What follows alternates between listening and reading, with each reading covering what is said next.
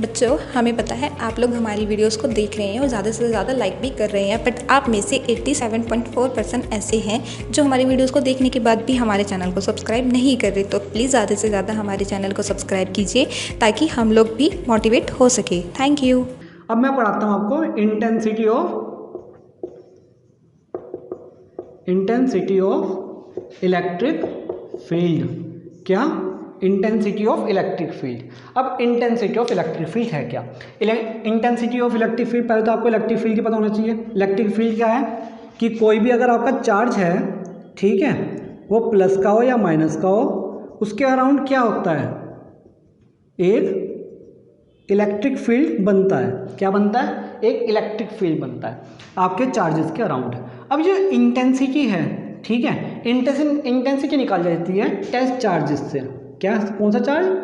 Test charge. अब ये test charge क्या होते हैं?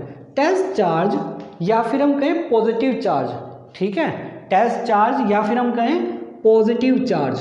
क्या? Positive charge. तो टेस्ट चार्ज होता है एक पॉजिटिव चार्ज, एक पॉजिटिव चार्ज, ठीक है। तो मैंने क्या कहा? टेस्ट चार्ज एक पॉजिटिव चार्ज है। तो अगर मैं यहाँ पर क्या करूँ, एक पॉजिटिव चार्ज लेट करता हूँ किसी फील्ड में। क्या लेट कर रहा है मैंने? Test charge.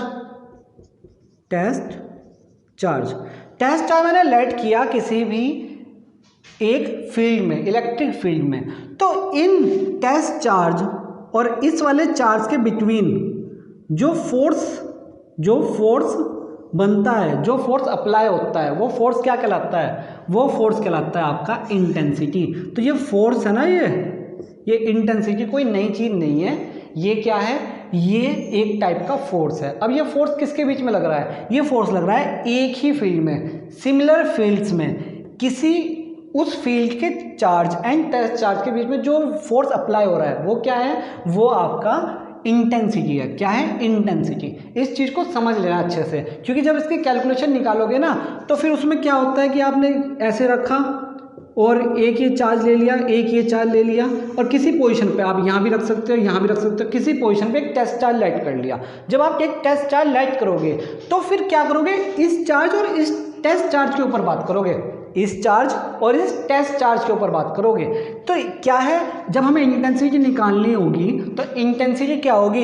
इन एक ही फील्ड में जब कोई टेस्ट चार्ज आ जाता है और टेस्ट चार्ज उस फील्ड के चार्ज पर जो फोर्स अप्लाई करता है वो क्या कहलाएगा? इंटेंसिटी ऑफ इलेक्ट्रिक फील्ड कहलाएगा।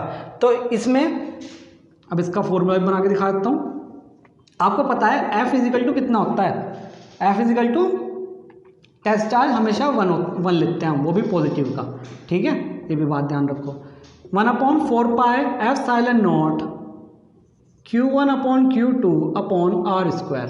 अब देखिए Q1 और Q2, F is equal to 1/4 pi epsilon not Q।